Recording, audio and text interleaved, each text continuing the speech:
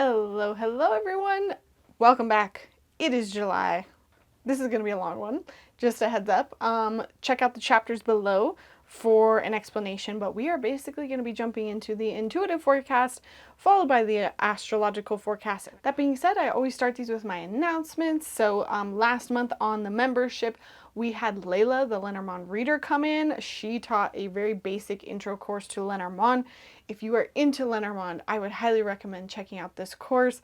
She also gave me some links as well to her courses for you guys. I will also link those down below if you just want to jump straight on in. Layla and I did a collaboration video together a long time ago. I'll also link that up in a card above, just about the Lenormand system. Let me show you what the Lenormand is really fast. So for example, this is tarot, 78 cards, right? Oracle can be any number of cards, any system, any sort of meanings. These are all set meanings. You're always going to see the same cards in a tarot system. But Lenormand is a 32, 34 deck. I'm blanking. Also a set system with very specific symbols, but you read them very differently than you do tarot. I also just did a podcast literally today with Anna. Will come out after this video. I think it's, July 6th. Check it out. But we do go more into the month of July energetically in that. We also discussed the rest of 2026 and the 250th birthday of the US. So if you want to know more about what my predictions are, a lot of them will be here in the astrology portion of this. However, if you also want to know what Anna was picking up, you are more than welcome to watch that, and I will also link that. But I'm so eager to get into this because I have been looking at the astrology of this month for ages, literally months and months since the beginning of 2025. I'll talk about why when we get there, but I'm very interested to jump into it intuitively just to see what we pick up. Because although I think it's going to be nuts for the US, that doesn't mean it's necessarily nuts for us in our personal lives. Already my dice roll, I was like, this is interesting. We have Mercury in Cancer in the 10th house. I mean, Mercury in Cancer, we are having a Mercury retrograde this month, so maybe that's going to have a little bit more of an impact on us. But Mercury in Cancer is very much like communicating emotionally, feeling our feelings, and being able to share them with others, and not being afraid to be more nurturing with our communication with others, not being afraid to take care of others, talk to others, make sure they're doing okay. But it's interesting because it's in our 10th house, which is our career. So this might show up a little bit more where in your career, you might be having some more personal conversations, some more deep, meaningful conversations, people going through something that's hard this month. I mean, it's going to probably be everybody. The whole world will probably be feeling it. So I'm not surprised here. But yeah, let's ask, what is our overall card, overall theme for this month that this group, anybody that's watching, is going to be dealing with? All right, roses. Interesting. Okay, not the worst card in the deck. The soft petal felt upon your flesh is ready to release her thorns. Oh, I love that. I mean, usually when I pull this card in my readings, it's kind of about you've got this thorn in your side. You've got this ache, this pain, this wound that's been with you, that's been bothering you, that you've sort of like learned to deal with. But this month, it's time to release it. I mean, that does make sense with the nodes, like literally about ready to shift. I mean, we are in those final degrees of those nodes being shifting. It's like, have we learned the lesson of the nodes? And I'll get to that in the astrology portion. But this just makes me want to lean more into that Cancer energy, the Mercury energy. I know that this Mercury retrograde is going to be very emotional. It's making us be very nostalgic looking back. We might be having some difficult conversations. We might be releasing things that we've been wanting to hold on to. And our relationships might actually be a pretty big highlight of this month. Because the Roses card also represents like love, lasting relationships, support. But again, I kind of go off of what meaning I've associated with this card because my guides are kind of trying to communicate that. But the rose literally is a representation of love, right? But the rose also has like thorns, and it's talking about like beauty during pain. This could be your personal life. You could be experiencing support from, like, honestly, this, okay, I wasn't expecting this month, but this is like, it could be some of us are literally walking away from relationships, or it could be in the more positive side, because I always read the positive and the negative side for these themes, because this is a group reading, and some of you might be experiencing one version of it, another might be experiencing another version of it, and this is like, hey, your romantic relationship with your partner, it's strong. It's like symbolizing a love that's supportive, passionate, endearing, because this card also talks about how even when roses turn into like a dried version, like when it's all dried up and dead, it's still beautiful. So some of you might be actually finding partners this month. There might be new love. You might be going to weddings. Honestly, I've been seeing a lot of weddings lately. Or even if it's not a romantic relationship, it could be, you know, that there's a supportive friend, a supportive person coming in to help. You could be that person supporting someone else. I mean, literally, that matches up with the dice that we have. And if you're experiencing difficult times this month, you know, lean on people, or somebody might be coming in, a mentor, family member, friend that's here to help you. That is so interesting. So I want to ask a little bit more about what this will look like.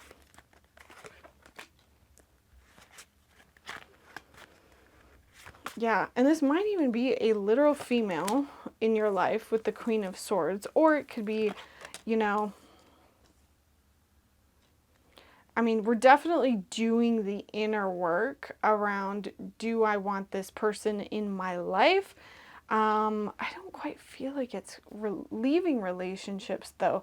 It's more like difficult relationships that come up. Some of us might be leaving, but it's almost like we're mentally having a lot going on this month, and that makes absolute sense to me. And there might even be somebody in your life that can bring in new opinions, new thoughts, new ideas. Swords are also communication. We've got Mercury, we got swords here. So there's definitely conversations that are happening, and you're having to do the inner work around it. Like, what do I want? What do I not want? How do I solve this? How do I not solve this? Very, very mental. Not so much emotional as much as figuring out all the odds and ends.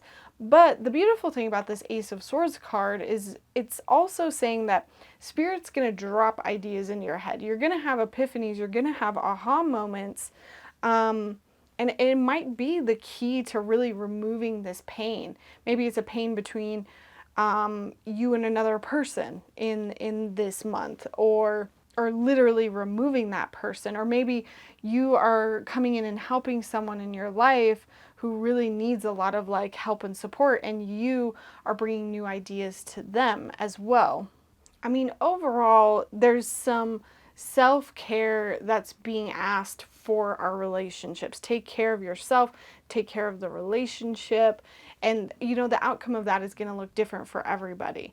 But essentially what we're being asked to do is kind of like transcend all of the analysis paralysis, nitpicking of this person, and really, you know, ask yourself, what's needed here? What do I need to say? What do I need to ask for? What are my boundaries? So that I can finally release this issue that I've been having with this person. But also like honoring any new ideas that come through. Like, it doesn't feel like it feels so ambiguous in the sense that like, it might be that you've had this relationship and you're like, I'm about ready to cut this out or something.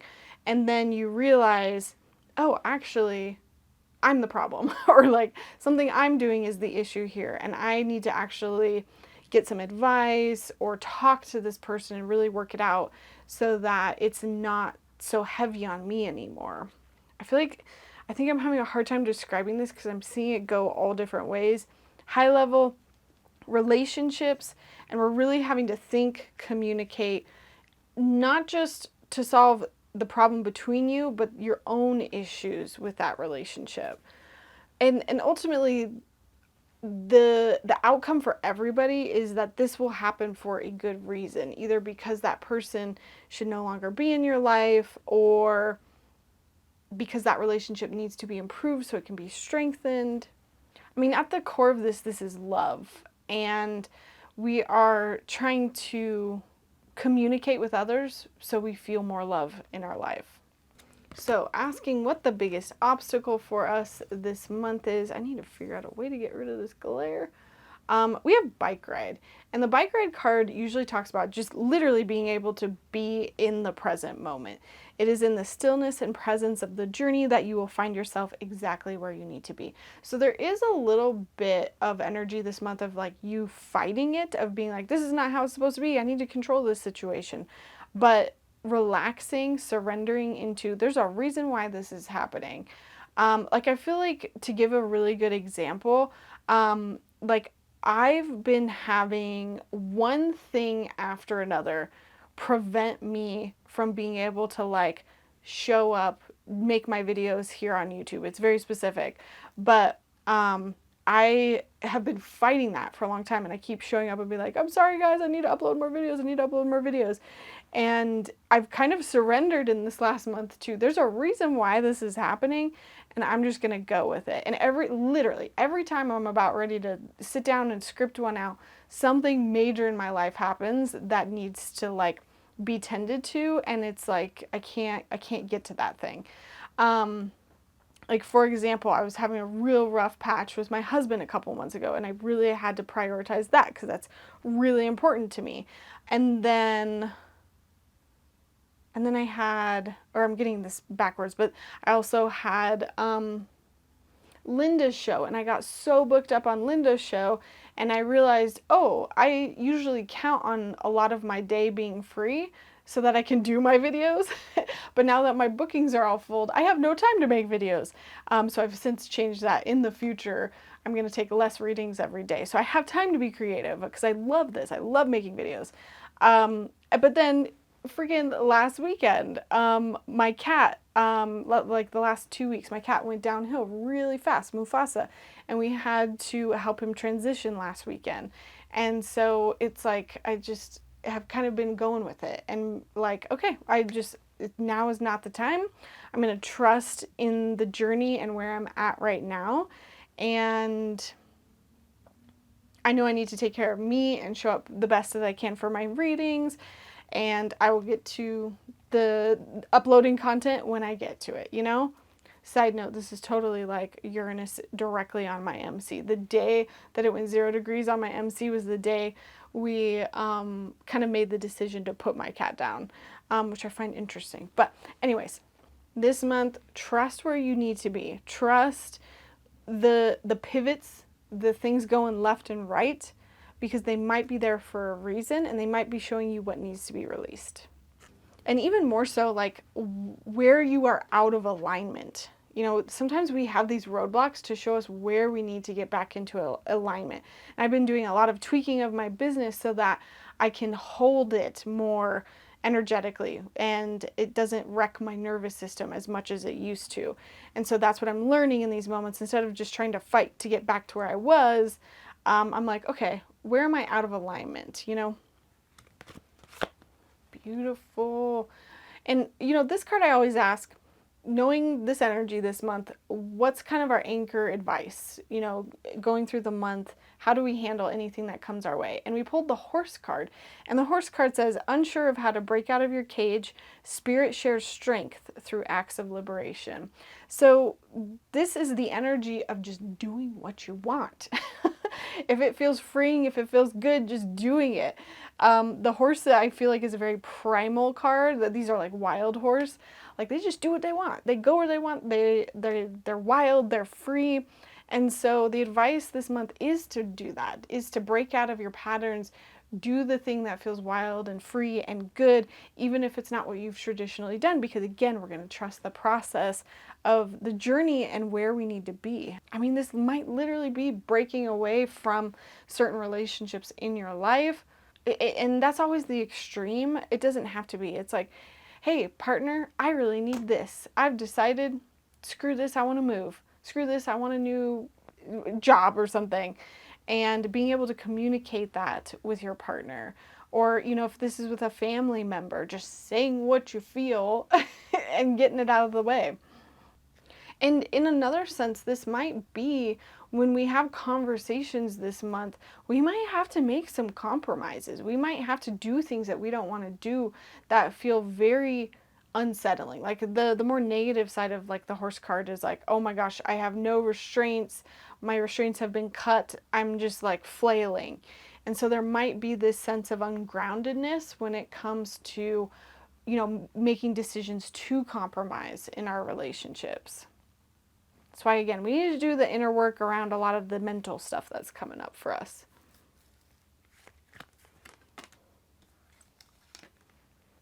Interesting. Okay. I'm asking about our psychic abilities and what we need to know about them this month.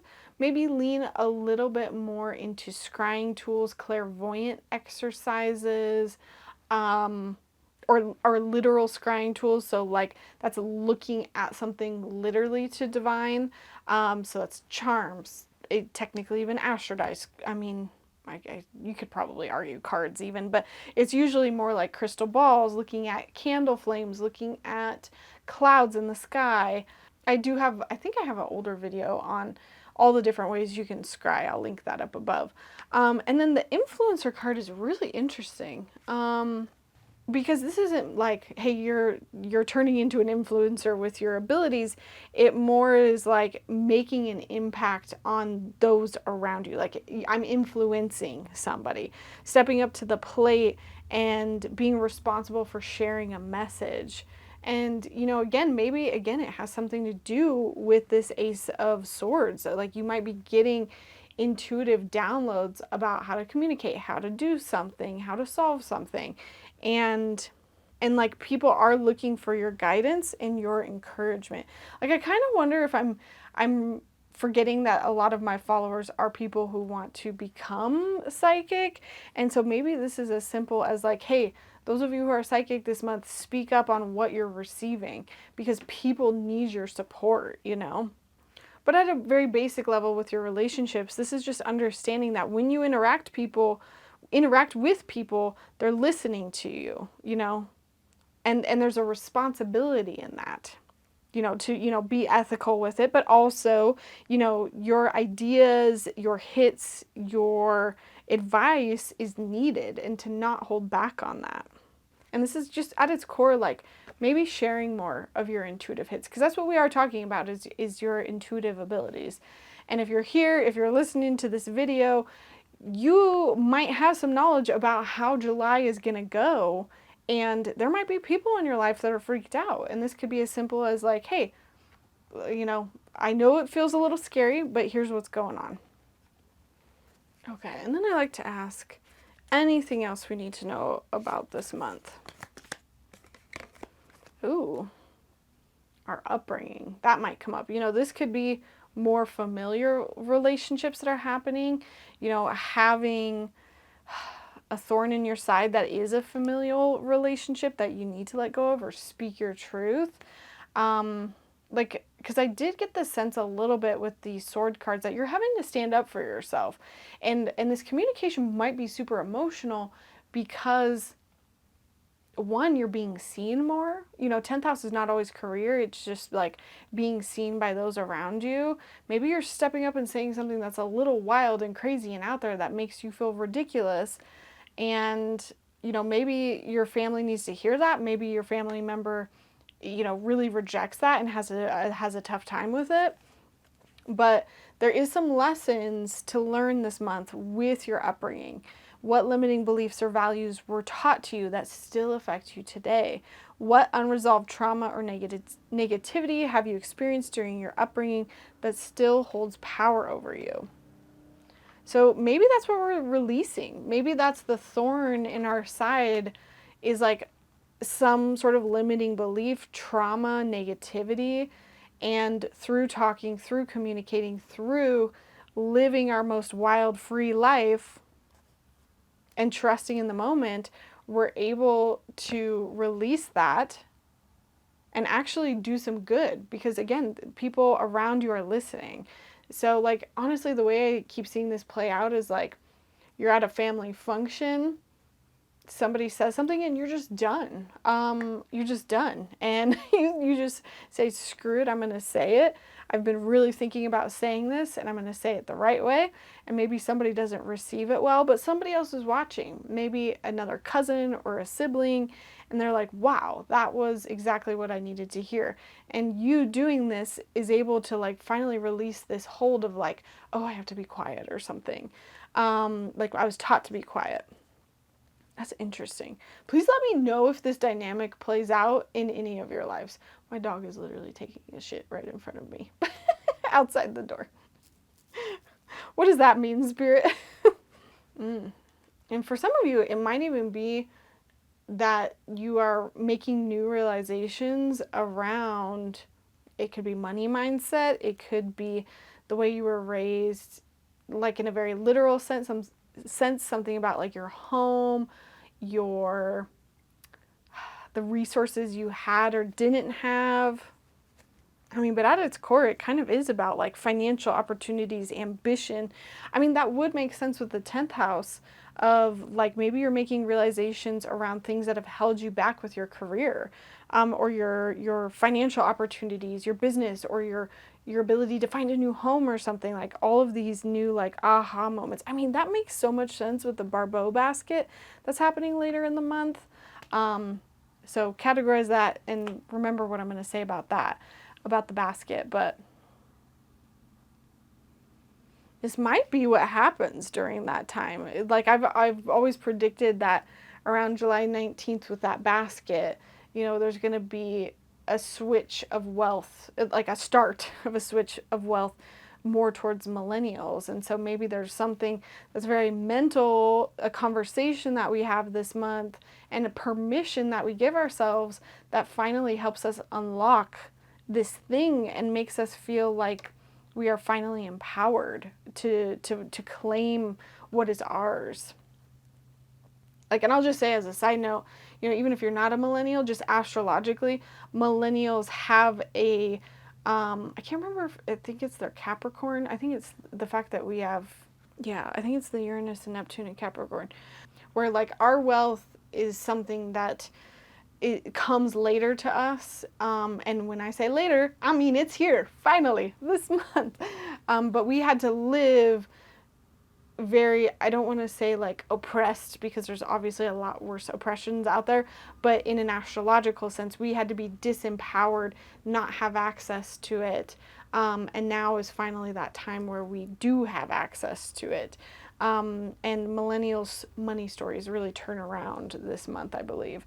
Again, not overnight. Maybe for some of you, yes. I have picked that up in a couple of readings, personal readings, but it might be a more slow thing. I mean, I've seen it with my husband because we would have gotten a preview of this, by the way, February of this year. Happened for me as well and happened for my husband. And so that was just a preview. July is like when it really moves forward. So, but yes, friends, this is the energy of July. Very surprised at what came through. Very surprised at how relational it was. But it seems like we're doing a lot of inner work about how we were raised and making a lot of impact through others, through ourselves. It's probably going to show up differently for everybody. But it seems like in our personal life, we're finally coming to some aha moments and just allowing ourselves to be free, be in the moment, and finally release that thorn that's been in your side in whatever way that shows up for you. So it might be fun right now, if you have a card or if you just want to use your psychic abilities, ask, what way is this going to show up for me? I just want to ask that. Can we use the Lenormand? How is this showing up for everybody?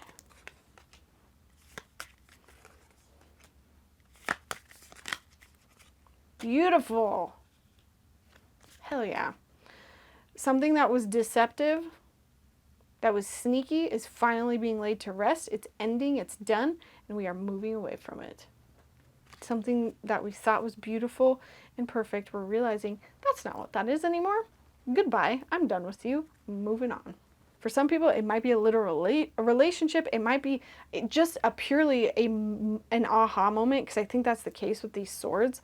And it could be an aha moment about a relationship, about your past, a conversation you have with somebody. Beautiful, beautiful. Well, friends, just a reminder, you can always get a private reading with me anytime by booking on my website. I am finally catching up to where I am not so behind. People booked me in March all the way to August, and I mean, people have since booked me, but at least it's closer to August now. But my bookings have not gone as far out, so still have a lot of August availability. And as always this month, you can always reach out and request a rush order reading, and I will approve those if they are available. Also, I have started a VIP psychic support service. If you want more information about it, you're welcome to reach out. I'm at my capacity for the month of July, but August is open for anyone that is interested in receiving VIP psychic support from me. It's basically like having me in your pocket all month. You get priority access to me. It comes with several readings in a bundle, and then also voice access to me where you can just send me questions anytime and I get back to you within like 24 hours. There's a lot more that goes into it. I make your transits for the month and kind of let you know about everything. But if you are interested, you can reach out and we can get you scheduled for August. All right, everyone. Welcome to July's Astro Forecast. Just a heads up, I've got my AC unit on. I'm hoping that I can edit it in post to where you guys can't hear it or it's not too noticeable. But apologies if it's loud. It is just super hot and I'm recording this in the middle of the day. I have to keep it on because this is going to be long and I do not want to melt. I want to give a preface for this month. Astrology, I illustrate two extremes, the worst of the worst and the least of the least. I want you to know that this month, anything that I talk about, you could fall on the spectrum somewhere in the middle. I always say, like, it could be as bad as getting your arm chopped off versus as bad as, getting a splinter in your finger. So you won't really know how much this is going to affect you unless you looked at your personal charts, your personal placements, and how the transits are actually affecting your birth chart. So if there's something here you want to learn more about that I talk about in regards to your own personal chart, I'd highly recommend grabbing the Astro Gold app. It's a beautiful app. This is like not an ad at all, but I can pull up one chart, I can pull up two charts, I can view it, and I can literally just move it day by day. I can even move it by hours, days, months, years, and that's how you can kind of see what's going on during the day for you. It is $30 to pay for it for the year, but honestly, I think it's one of the best apps out there. It's a little complicated though. You have to definitely know how to be able to read charts, but you can hold as many charts as you want, which a lot of the other apps do not let you do, which is stupid. So there is a lot this month. This is the craziest month of the year. I don't know if I'm going to be able to go into all of this in detail. I'm definitely not going to. The little things I might skip. I might spend more time on the bigger things. I'm still going to let you know on the little things. But yeah, I'm going to try to keep it as concise as possible. Let's get into it. This month is the turning point, especially within the US. To preface where we are going into the first, I forgot to mention last month, Chiron actually moved signs. Chiron's a really slow asteroid, and it shows like where we're working like on wounds in our life. So wounds, it moved from Aries into Taurus, wounds around the Taurus area of our chart. So I'm not going to go into detail because this already happened. I'm going to just put up in a card above Haley Comet. I freaking love her videos. She did a video specific to Chiron and what it's going to look like for you the next several years that it's there. So I'd recommend checking that out. I'm just going to take this off though, just to have a little less distractions. You'll notice that we also have the nodes on here. The nodes have been in Pisces and Virgo for the last 18 months, but at the end of July, they are finally switching out of Pisces and Virgo. Thank you. I've got Virgo rising, Pisces sun. I'm so sick of this. Do I have these flipped? I do have these flipped. Sorry, it's South Node Virgo. North Node Pisces. Okay, and as of the first of the month, Mercury is still going retrograde in Cancer. It'll start going direct later in the month, but that's where we're starting off the month, is we still got Mercury retrograde happening. Very much more emotional of a Mercury retrograde, nostalgic Mercury retrograde, revisiting maybe old family ties or just, things in your life that mean a lot to you emotionally. But the biggest astrological thing of this year, I would argue, maybe even one of two, which both happened this month. Actually, oh my gosh, there's so much. 3 that happened this month, is the Mars-Uranus conjunction. And I'll show a graph here if it's free. If it's a free resource on honeycomb.co. But we've been building up to this. You have already probably felt it. I'm literally recording this on June 27th because I'm leaving out of town and I needed to get this one done early. Like, I can already feel it, and it's still more than a week away. And it's like, oh my gosh, it's nuts. But so Mars and Uranus are getting super close to each other. They're going to be right on top of each other. Mars and Uranus is never good because, and like, no matter what sign it is in, Mars is aggression. It can be violence. It can be action as well in a more productive way. And then Uranus is unexpected things, rebellion, freedom, anything that's like you can't plan for. Uranus is very much, you don't know what's going to happen because that's what Uranus does. It just throws things at you out of left field. Now, I'm just going to honestly mix my political stuff and my forecast for this month. So apologies ahead of time, but I think that's just going to be easier for me to wrap my brain around it all. But Mars-Uranus is in the US's birth chart, and maybe I'll throw up the birth chart here as well. So we have it, natally in our birth chart. So not only are we having kind of this natal return of this conjunction, but also this natal return of both of these planets.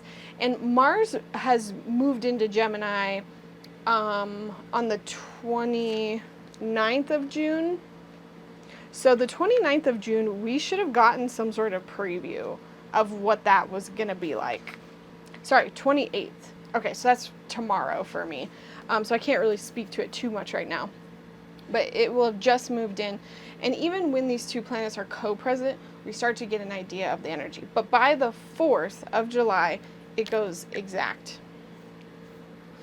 I'm a little nervous because this is like 1 degree away from my MC, my career line. So I'm trying very hard not to like make anybody mad right now. We'll see what happens for me. So far, Uranus and Gemini has just brought me a lot of delays and resets for my career. But anyways, try not to talk about myself too much. What's interesting about this is it is also our country's 250th birthday. Let me just start by describing what Mars-Uranus is. Mars-Uranus in Gemini, specific to the US. If you are outside of the US, this doesn't quite apply to you. I mean, it might definitely affect you. But Mars-Uranus in Gemini in the US has always been associated with historic wars. I'm talking Revolutionary War, Civil War, World War II, and the Cold War. Always started when Uranus moved into Gemini, which it just did last April. But then what happens is whenever Mars conjoins Uranus during this time frame, during this 7-year period, this was always major turning points in that war. So we are already involved with Iran. So this might be a further escalation of that. And let me just give you guys some examples of what happened on prior Mars-Uranus conjunctions. There is a whole 9-hour podcast that the Astrology guys did on this, and it was incredible because they went through so much, and this is all their research, none of mine. I'm just kind of paraphrasing because I know 9-hour podcasts are not for everyone. But the Declaration of Independence was signed on a Mars-Uranus conjunction. Not always bad, but a huge turning point where, day of, it's like, okay, cool. But that really set a huge precedent for the definition of our country.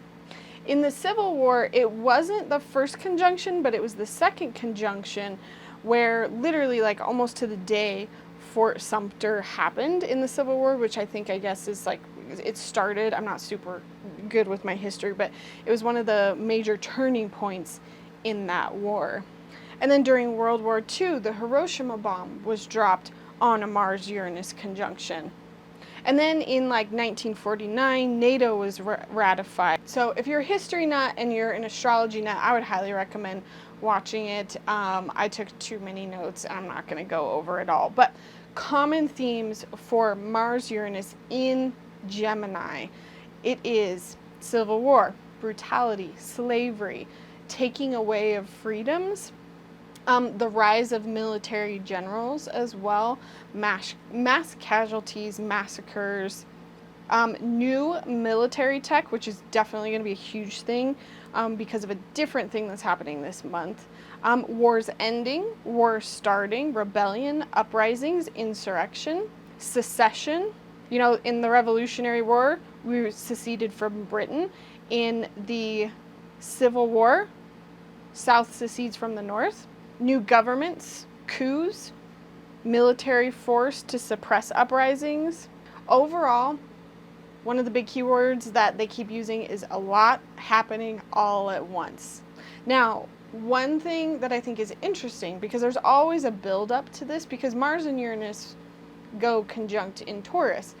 Guess what happened when they were conjunct in Taurus? Biden got inaugurated on one of them. Trump was kicked off of Twitter on another one. Mar-a-Lago raid, and Nancy Pelosi going to Taiwan. We're going to come back to that. Another big one. 2024, Trump's ear getting shot. And then he becomes the Republican nominee in that same weekend. And that same, like right around that same week, all of his Mar-a-Lago stuff in the courts get dismissed. He also announced JD as his running mate. And Biden dropped out and Kamala shows up. All of these things happening on different Mars-Uranus conjunctions in Taurus. That's just Taurus. Oh, also January 6th. January 6th happened on a Mars-Uranus conjunction. Rebellions, uprisings, insurrections, literally. Point being, that was just in Taurus.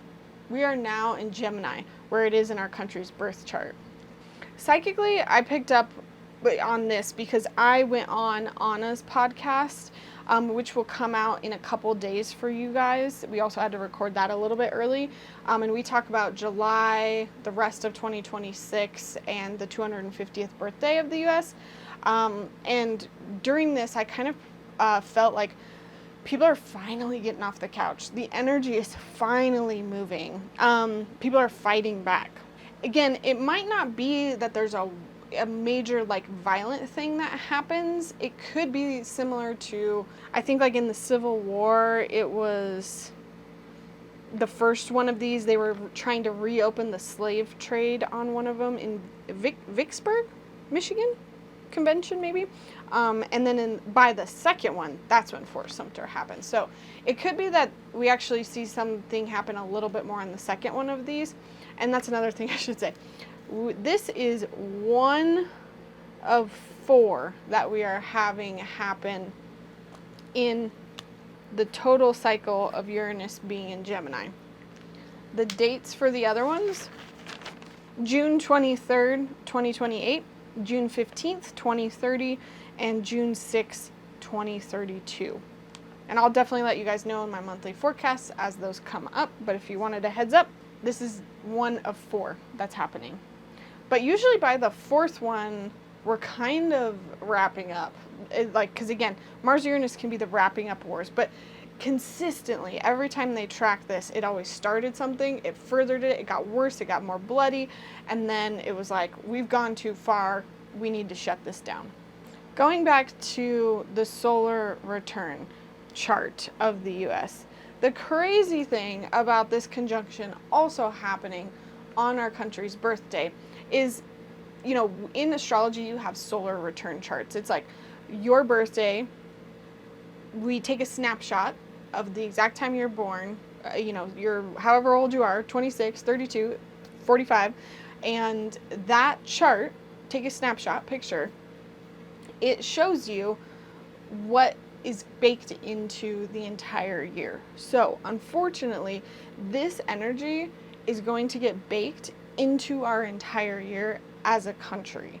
So from July 4th this year to July 4th next year, there is this signature of Mars-Uranus, this unexpected violence, rebellion. So it's not just, it will be the most intense July 4th through about August 9th. Again, there's that build-up, that graph that I showed you guys. It's still there for the whole entire year in a way. One of the ways we can get a preview of what was happening is we can also look back at the Mars-Uranus square. This is a conjunction. The last time Mars and Uranus had a square in Gemini, where Uranus was in Gemini, we can look back to February 27th of this year. What happened on February 27th of this year? I'll tell you.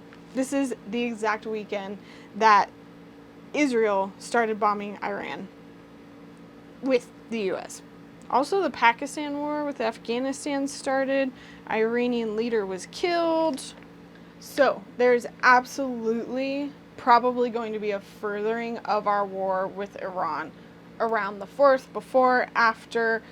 I don't doubt it for a second. I've been tracking this over so many conjunctions. It literally happens to the day. It's ridiculous. Also, the Green Party, I wrote Green Party in the UK. Maybe some of my UK folks that are watching, remind me what happened, because I didn't write down the full extent of it. So you guys might see a furthering of that story as well. But what's interesting is Gemini in our country's chart is our 7th house. This is other countries, our alliances. So again, alliances are breaking this month probably. I wouldn't be surprised if someone goes behind somebody else's back, if somebody does something crazy. Also, just knowing Trump's chart, but I'm not going to get into that. His chart is just, he entered in a new solar return chart for himself, which is a very Mars heavy year. So he's very triggered and activated by Mars. Now, another thing I want to say, but I'm going to save it more when I get there, is this is going to have a lot of big tech themes. It's going to have a lot of advancements in tech. It could be AI, it could be ET, UFO. There's so much going on. That's basically the Pluto Aquarius trine, which happens later in the month. But just saying, there might be some elements and previews of that Pluto trine Uranus later in the month. Now, I'm going to talk more personally, and then I'm going to talk predictions for this. I'm actually getting through it quicker than I thought. Personally, in your life, you want to look at where this house is. Where is Gemini for you? Feel free to drop it down below. You might have something unexpected happening around this time period.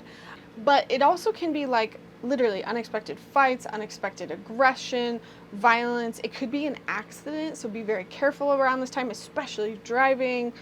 Like for me, this is happening in my 10th house. And just like any transit, in your personal life, it could go one of two ways. And honestly, way more than that. It really depends on a lot of things in your chart. Like for example, mine's directly on my MC. So that's gonna look really different for me than maybe another Virgo who doesn't have that placement right there.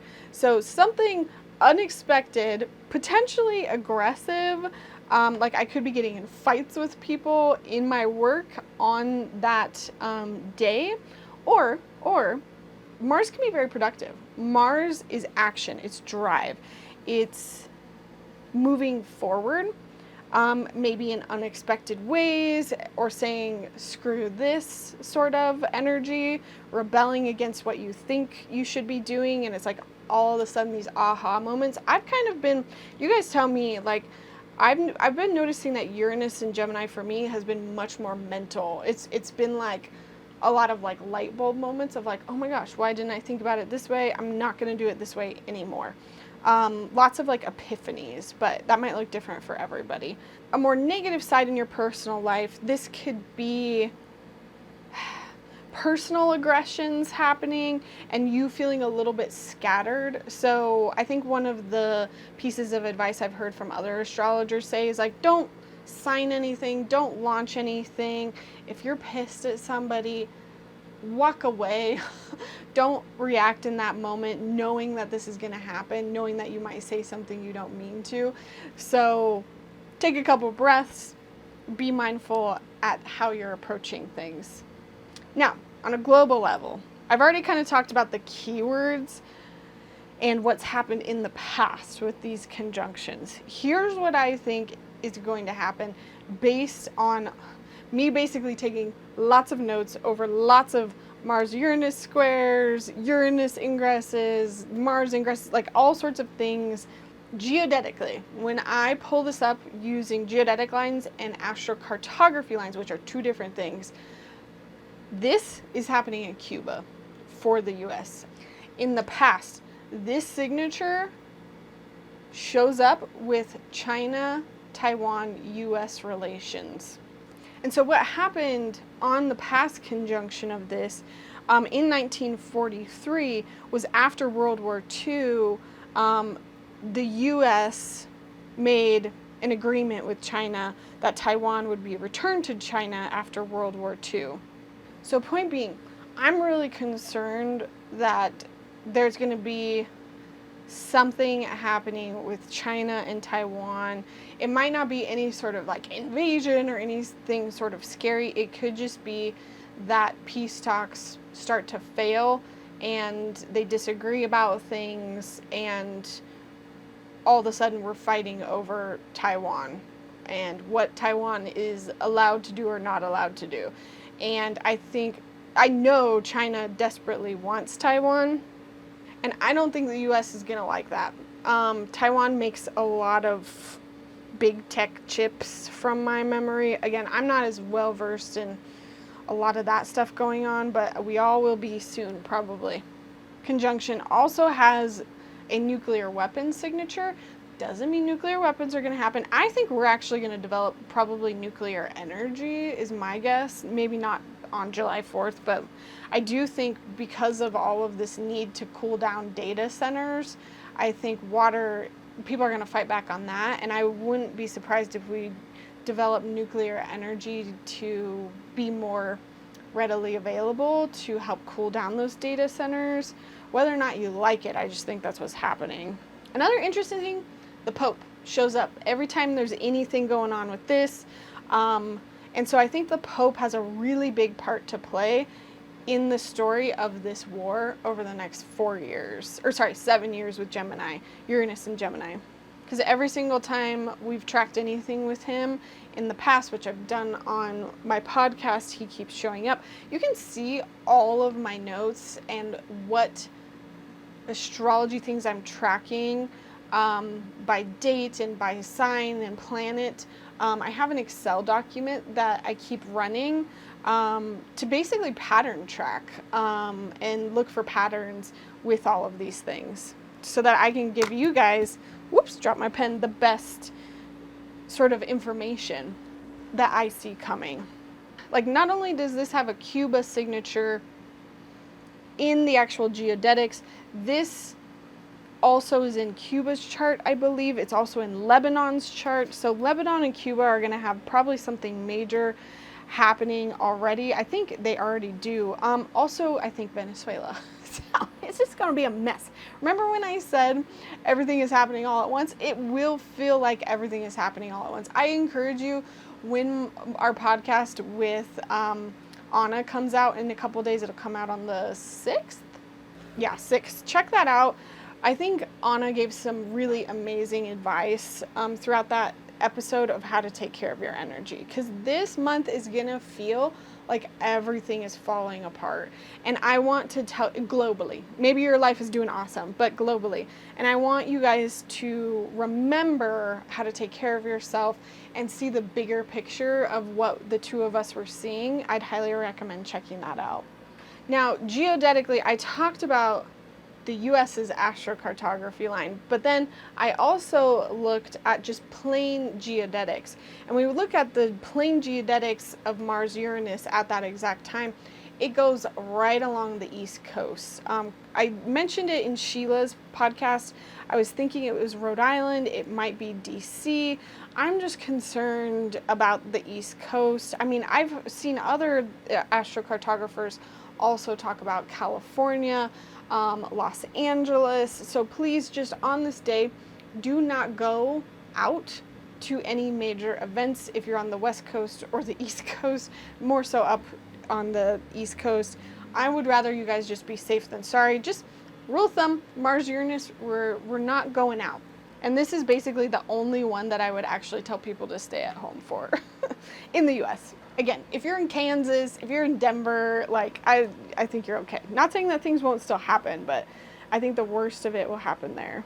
People are just going to be acting impulsively, and you might be too. And so that's why, especially because this is on July 4th, I'm like, please stay away from fireworks, from large crowds. It's just, it might not be a good combination.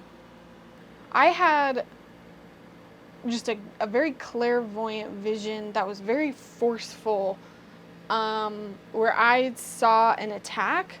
I thought it was going to be last year. It's still lingering in my mind. I'm not even saying it to like forewarn, more just to record it. I have an older hidden podcast where I actually went into the details on that. And so I'm still a little concerned it might happen on this one.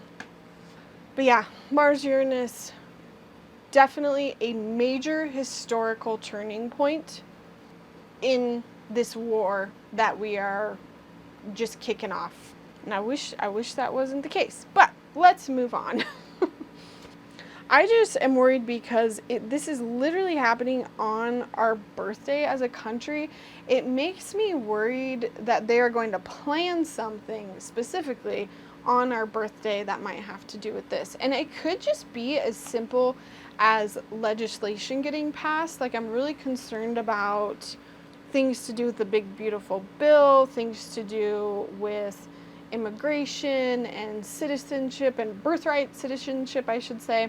Like, I think they're really going to revise the Constitution. But I think there's, like, I've always had this in the back of my mind because I watched, like, an older video of somebody, like, digging into the Constitution, like, last year, and I can't even remember what it was about, but I've just always had this feeling that they're going to screw with something in the Constitution on July 4th. They're going to be like, happy birthday. Oh, also, I do think, I don't know if this is July 4th, but, because this one was purely psychic, but I kind of felt like it might be that a draft might get announced. There might be something as well with tariffs. Like, it's likely that those tariffs, like, maybe we hear that, no, we're not ever paying them back, and people just get in an uproar. I mean, basically, in that Excel document, anything where I talked about Gemini, Uranus and Gemini, those themes are going to get activated in an aggressive, not good way. Definitely, like, 1,000% of further escalation with Iran. Maybe more information about oil shortage, food crisis, something further with the Warner Brothers merger. Ooh, and again, I'm reading off my list of what happened when Uranus moved into Gemini. That was the same day that Trump brought back modern day gas chambers. I have just always had this gut feeling that that stupid UFC fight that they're doing, they're going to do something like scary. I could be totally wrong. It could be that I'm picking up on that show that they're literally trying to produce. They as of yesterday, announced that they're doing a show where they're going to make immigrants fight each other. And we don't know much more than that to show who's the most patriotic. It's like total Hunger Games fucking shit. Like, excuse my language, but I think our troops in Iran are gonna, mostly the Strait of Hormuz stuff, like, I wonder if we're gonna try to attack them now. Oh, also, that was the White House Correspondents' Dinner shooting. So maybe there's another attempt on, well, yeah, it's got to definitely be, there's got to be another attempt on Trump's life, because that happened, Butler, Pennsylvania. We'll see what he's staging this time. Ukraine and Russia, also, probably a further escalation there with them. So literally, guys, it's going to feel like everything's falling apart all at once. The most intense of this will kind of subside by August 9th, but then we're jumping into eclipse season, which everything will speed up again.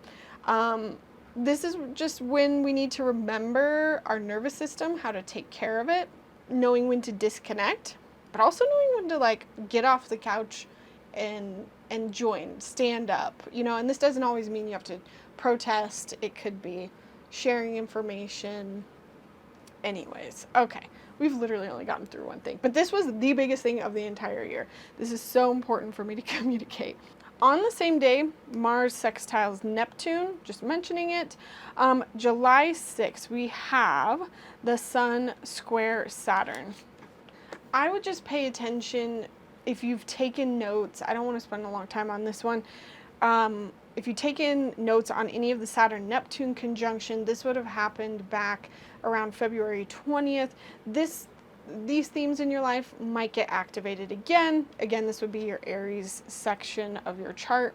There's literally so much I'm skipping. It's ridiculous. If you are like really wanting to know everything about this month, definitely check out the Astrology podcast.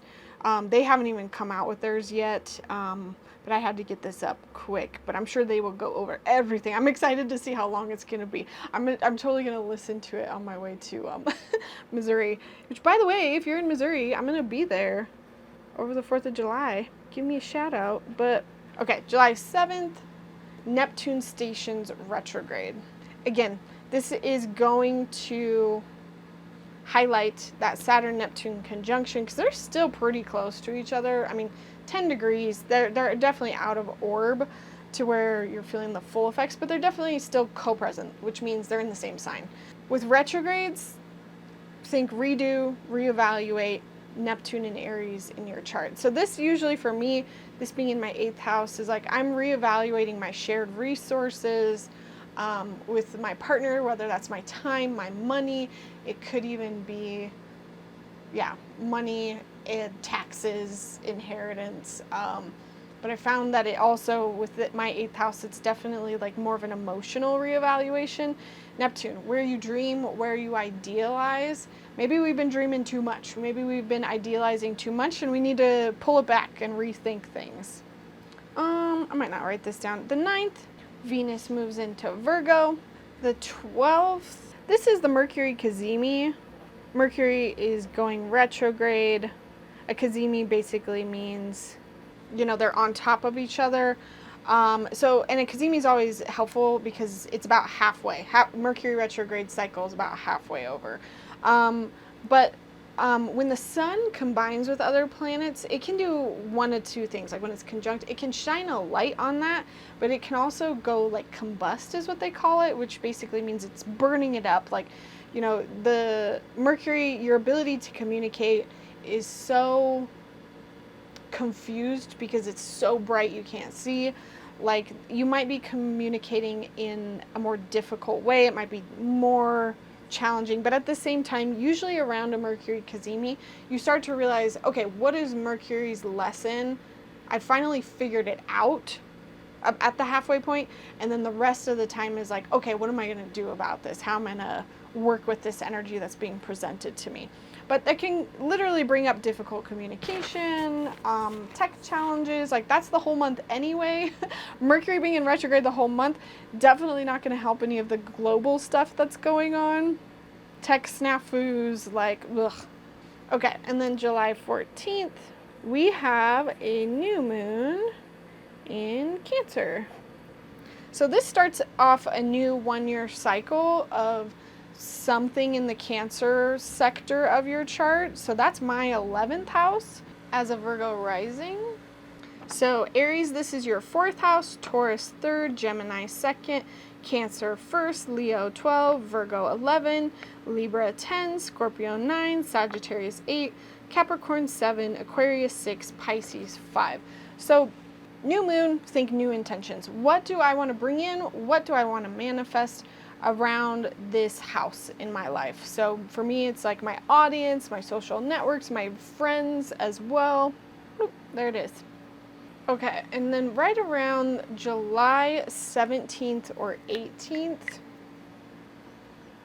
I think I have it as 17th on my calendar, but Uranus trines Pluto, which is also still going retrograde.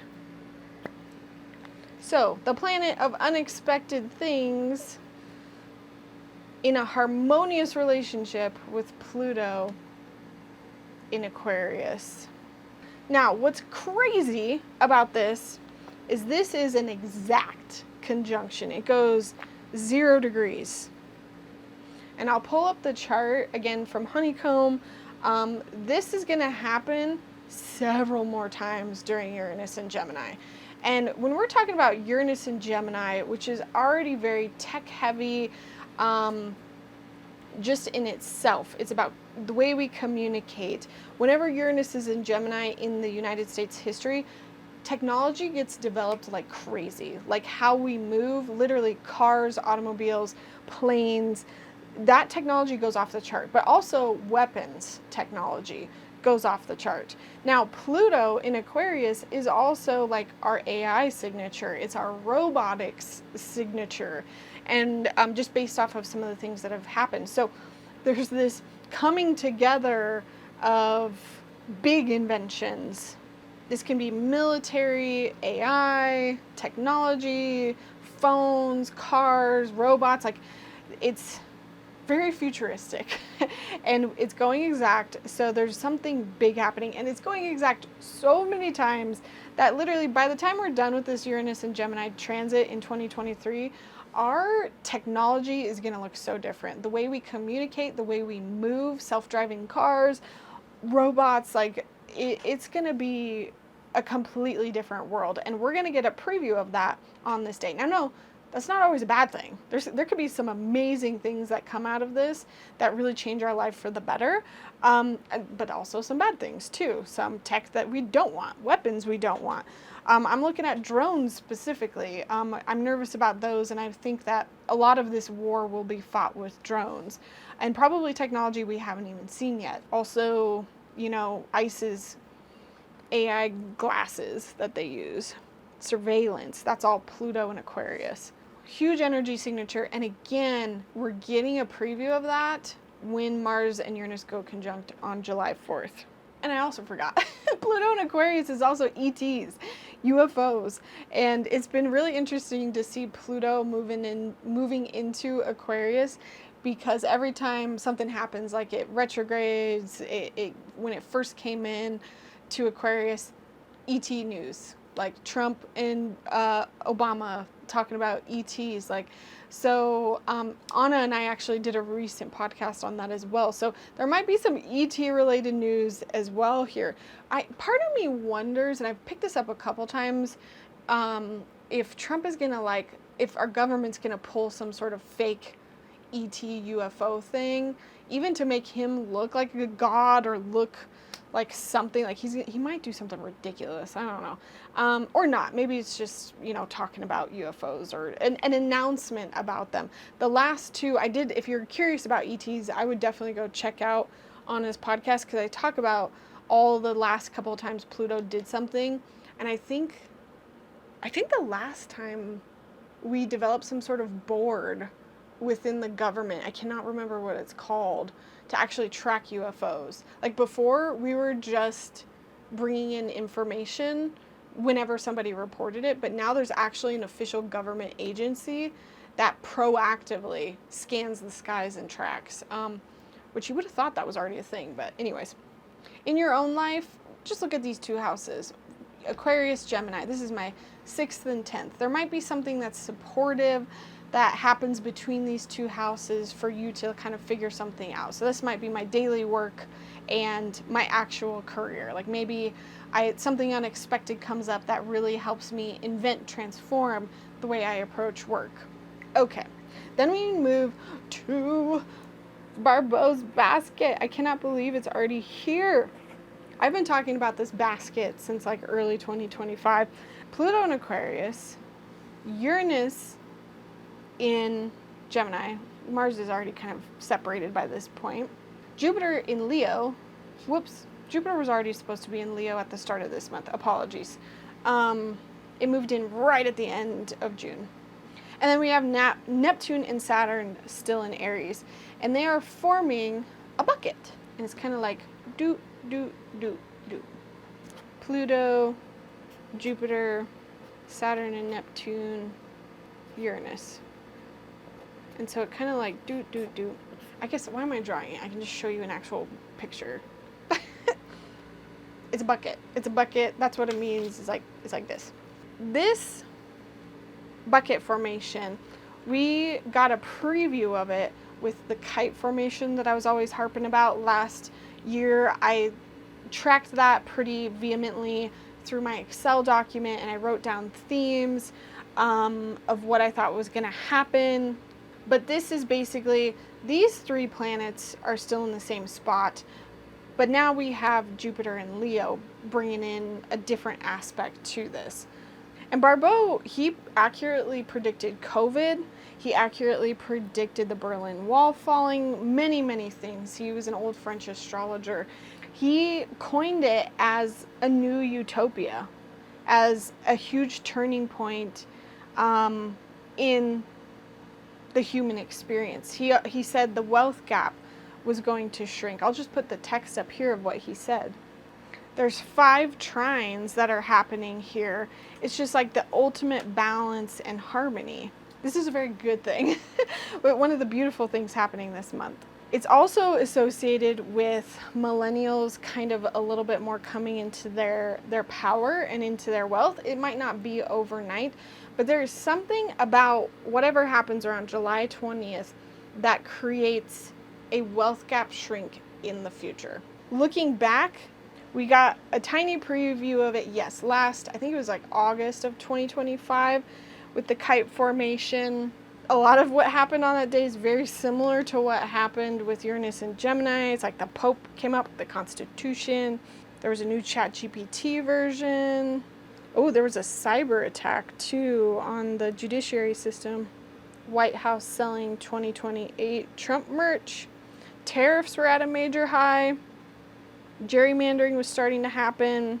There's just a lot. There's a lot that happened that last time. And then we got another mini preview of it with that last Saturn-Neptune conjunction around February 17th, 20th. Prince Andrew was arrested this last February. Board of Peace met.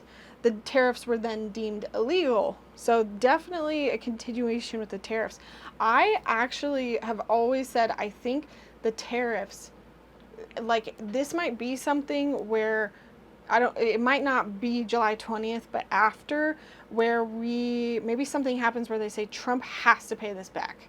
Or maybe the people are like, you have to pay this back. And then it will eventually get paid back, because with this whole wealth gap thing, I've psychically seen, before I even knew about any of this stuff going on astrologically with the US, I've always seen UBI happening, Universal Basic Income.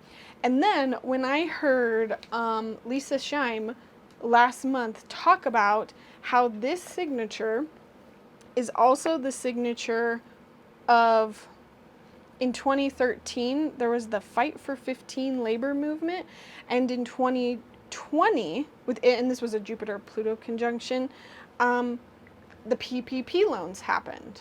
And so I'm like, that's exactly what I was seeing. Something like that, where we were getting money from the government. And I think that might be a new norm. I don't know when, but I do think that is part of this wealth gap shrinking. And I do think it's tied to the tariffs somehow. Maybe, it's not like forever, we're getting paid back from the tariffs. Maybe we pay people back from the tariffs, and then we realize, you know what, that was actually a really helpful thing. Let's keep doing that. I think that's what it's going to be. Even though it's a beautiful thing happening, at the same time, it's because of a lot of concentration of wealth. I think that this month leading up to this, people are going to be doing, or higher up people, especially people with Jupiter and Leo placements, which unfortunately is a lot of our billionaires, they're going to be getting rich this month, and they're going to be loud about it, and people are going to know. And I think that's what leads to this, because they're going to be trying to manipulate the truth, and we're going to be seeing it, and we're going to be like, absolutely no more. I've had enough. And again, if you've been watching me for a while, I talked about how the preview of this last February gave you a little preview of millennials stepping into their wealth. That happened to me. It happened to my husband. So whatever happened in February, it's going to happen again around this time. And it might actually be a little bit more permanent. Again, I'm not saying all millennials are going to make all their money overnight, but this is the start of that story, and we're not going back to living with so much wealth issues in general. Of course, everyone's always going to have money challenges, but millennials are finally at this time over the chapter of their lives where it's just been so tough for them financially. And I think it probably won't really get done until we see Pluto finally be done with Aquarius and move into Pisces. But that's more so because of boomers are holding a lot of wealth and they're Pluto and Leo generation, which is opposite. So as Pluto goes all the way across Aquarius, it's going to be zapping all these boomers in a good way of like, hey, we got to change this. We got to do something different. And they'll either lose their wealth, lose their power symbolically, literally. By the end of this Pluto and Aquarius period, I mean, yeah, that's 20 years. We won't have very many boomers left. But anyways, a lot of people have said that they think the Barbeau basket is also a socialist uprising. And it kind of like puts an end, how do I explain this, to all of the changes that have been so disruptive. Like there's, you know, the last couple years it's just been like next thing, next thing, next thing, next thing. And it doesn't quite feel like anything's being done about it. I'm guessing that July, and this is more psychic, less astrological. Well, no, it's a little bit of both. I really think that July is the turning point where it's like, okay, we've got this pile of garbage. Sure, there's definitely going to be more that gets piled onto it, but we have the majority of it now. Now we're actually going to be doing something about it. It really ends the changes that are so disruptive, and now we're moving into, okay, what do we do about those changes? But yeah, and again, amazing, beautiful things can be built from violence, catastrophe, and I do think that's what's happening here. I think there's something awful happening that the people say no more, and that's the moment that we look back in like history books or something and say, this thing happened, and if that thing didn't happen, we wouldn't have UBI, or we wouldn't have whatever it is that it like turns into. Also, the Pope still shows up on this as well. I might have already said that, but the Pope is just going to be loud this month probably. I pulled up the lines, and what is crazy is all of these lines geodetically showed up in Greenland. So I'm concerned we're going to be doing something to Greenland this month. I could be wrong. It showed up on past Saturn-Neptune conjunctions, which Saturn and Neptune are a part of this basket. But Greenland could happen also in August. Greenland's going to happen somewhere. Something furthering the story of the U.S. trying to take Greenland, I do think is going to happen, if not here, by the next eclipse cycles. Because it like sort of, it came up, it went away, it came up, it went away, and it showed up both Saturn, Neptune, and as well as the Leo eclipse. So during our Aquarius eclipse, we might see that happening, which would be August 12th. It's also called the Great Reset as well. That's what Barbeau explained it as. We might even see it building up the 16th through the 21st as well. But it'll peak on the 19th, 20th. Okay, moving along. That's July 20th. 22nd, Sun moves into Leo. We are in Leo season. July 23rd, Mercury stations direct. So it's no longer moving backwards, maybe a tiny bit clearer with our communication. But at least that cycle of whatever Mercury was trying to bring lessons-wise into your life is, at least that's getting wrapped up. That might provide some ease overall on this month when that happens. And again, as we're moving away from all of these, Mars moves pretty quickly. It's separating from Uranus. I mean, unfortunately, Neptune is still retrograde, but at least now Mercury is moving forward again. But on the 26th, let's see, I'll write this down. July 26th. See what I mean? It's just one thing after another thing after another thing. Saturn now stations retrograde. So Saturn is now moving backwards. Again, reevaluating the foundations, your discipline, your structure in this area of your chart. So Aries, like again, my 8th house, maybe this is my shared resources and they're being put to the test, and Saturn is saying, okay, if you want to split your time and energy with your partner this way, is this going to work? You might need to reevaluate. Maybe we didn't have clear enough conversations. Now it's time to actually put that into action.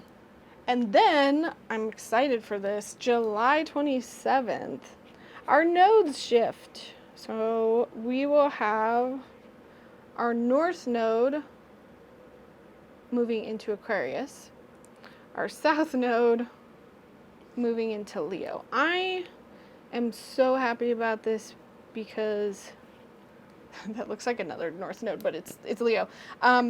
I'm so happy to have these freaking things out, because having your South node in your first, it's been awful. It's been not good. I don't enjoy it at all. Don't recommend. And so with South node, North node, this starts a new 18-year cycle. And so you can definitely look back, take notes. What did those nodes do for you in Pisces and Virgo?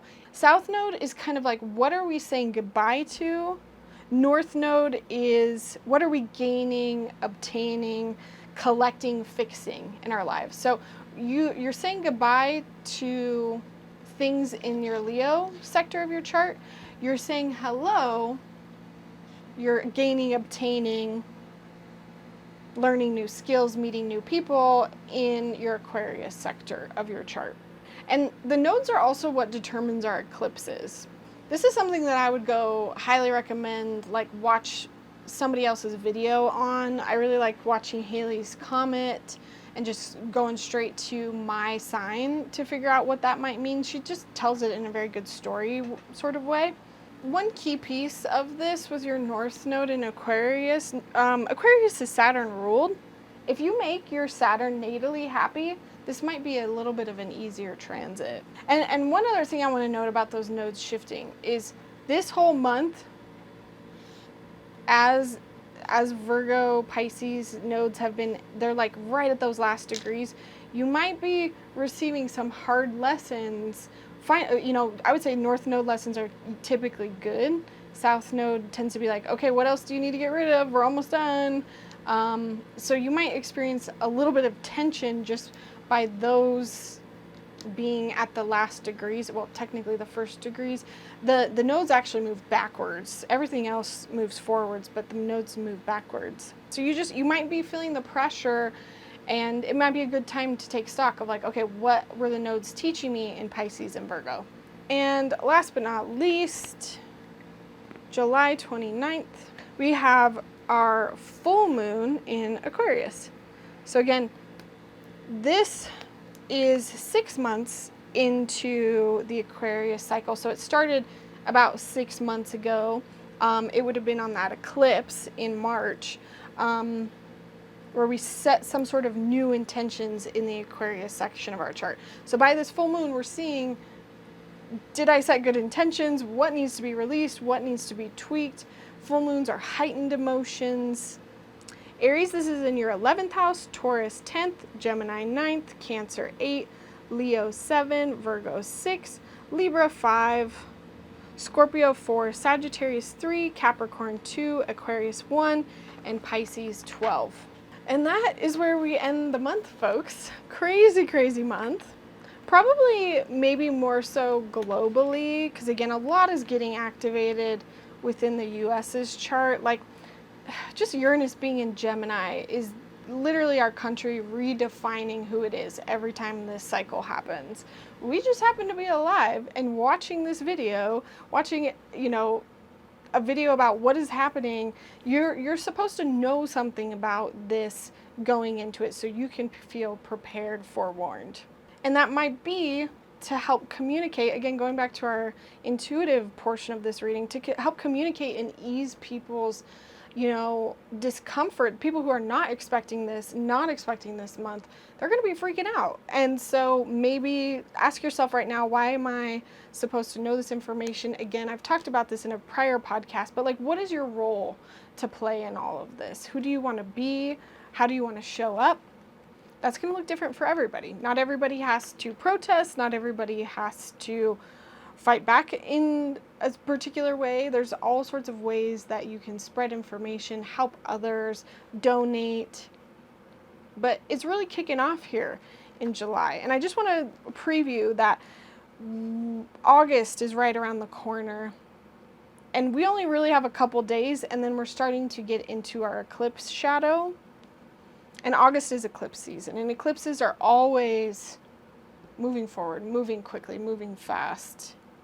It is also like everything happening all at once. So July and August, you guys, is just going to be like, bam. You know, I will say with this Barbeau bucket, this will also be in your personal life, because I think I forgot to address that. If it's going to feel like everything's happening all at once, but in maybe a more productive way. Maybe whatever was happening, it would have been August 8th of 2025.